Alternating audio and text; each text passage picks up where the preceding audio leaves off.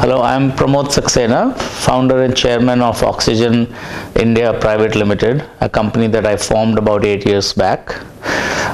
This company is engaged in cutting edge activities, bringing payment solutions at the retail, which helps large number of unbanked retailers and also their customers to get access to services and also perhaps facilitate financial inclusion over a period of time.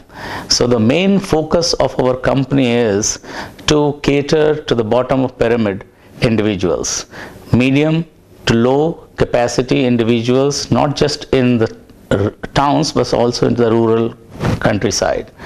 Alright, this company has nearly 600 people working for it directly and more than 5,000 people who work indirectly in various capacities engaged all over the country. The company was set up in 2003-2004 after I left Motorola as the president of the company. My previous engagement has been in the telecom space for about 10 years, and that gave me an insight into what the telecom revolution is going to bring about in terms of change for the people of the country in general. As we all know, every individual has a mobile phone, and this piece of technology has evolved over years from being a simple voice device to now a complete business machine. It's helping lives, it's helping us do transactions, it's you can take a picture, you can send pictures, and so on and so forth. So we felt that if an ordinary person has a device which is going to be so powerful in his hands, how we can help to create a reach with this person in various ways of business.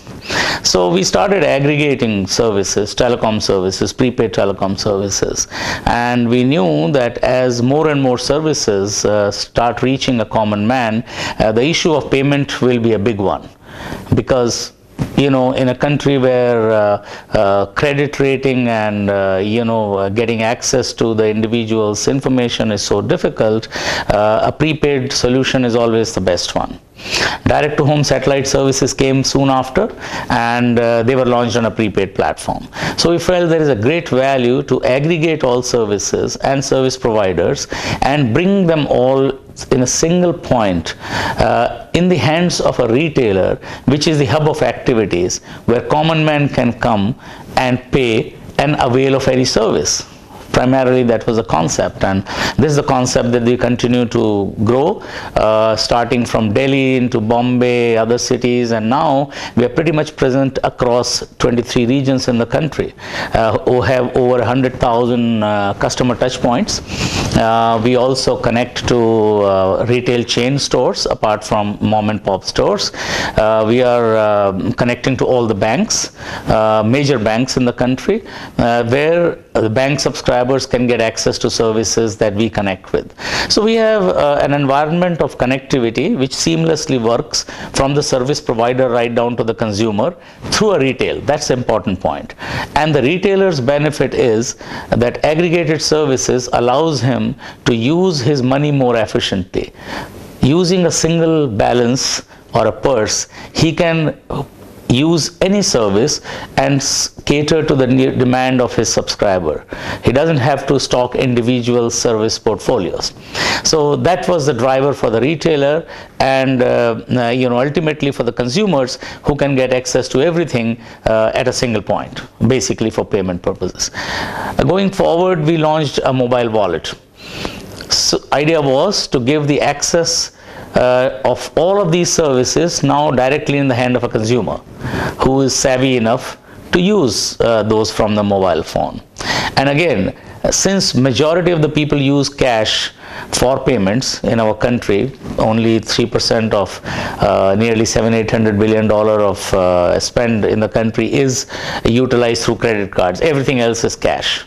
So he said, if cash can be paid at a single point and services are available, let the wallet be funded in cash at the retail, and then individual can then use services from the mobile phone.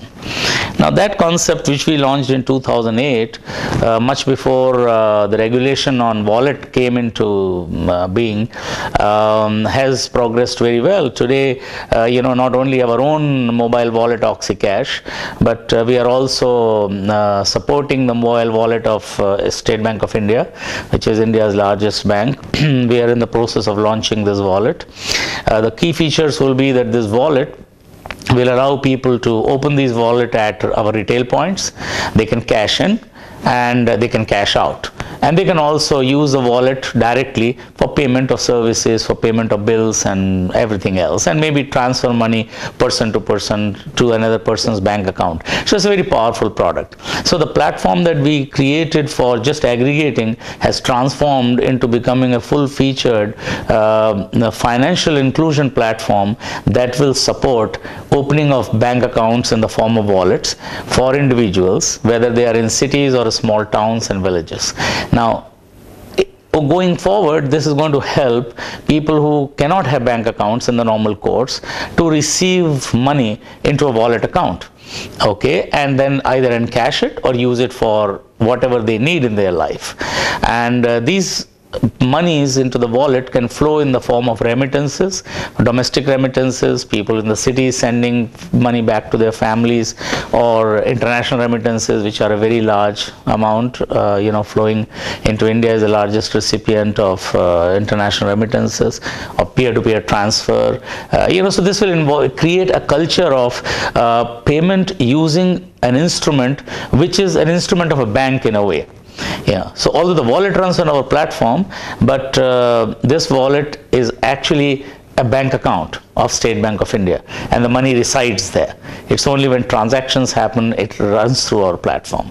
So this is a piece that is now engaging our attention and the future backbone of our business. We look at our consumer base, we look at two layers. One is the retailers who connect with us. Like I said, mom and pop stores. It could be a tea shop to a grocery store, or a medical store, or a restaurant, or anything. So we have connectivity across 100,000 plus these locations, and these are growing continuously. Then we have connectivity with banks and with retail chain stores. In terms of consumer who touches our touch point for availing services, you can assume that we do nearly 30 to 40 million transactions in a month, which is more than a million transactions every day, and a significant number of these transactions could be unique. So we actually touch the lives of hundreds of millions of consumers, not for a single product but for multiple products and services. Yeah. So that's the kind of universe that is connected with us, and we expect this to grow tenfolds in the next few years. Entrepreneurship has to be seen in many different ways as to what your objectives are. Do you want to do something to make a difference? For a professional like me who's been in industry, both large Indian enterprises as well as international companies, at some stage I felt that it's time for me to make a mark, to make a difference, to do something which will make me feel like I've made a contribution, okay, beyond just earning to live well. That's clearly everybody's objective, but you go beyond that. So what drives what drives me is to do something which will create a new opportunity. I must say this, and I say it in all sincerity, that the liberalization and opening up of regulation in this space, the speed and the alacrity with which RBI has moved, very few examples of that exist anywhere in the world. We have our partners come from South Africa. We started this company as a partnership with South Africa. We have had investments from Citibank, from Microsoft in this company. We've seen that the speed at which the space has opened up in the financial services sector and financial inclusion is absolutely fabulous. And we're quite happy with the way this has progressed.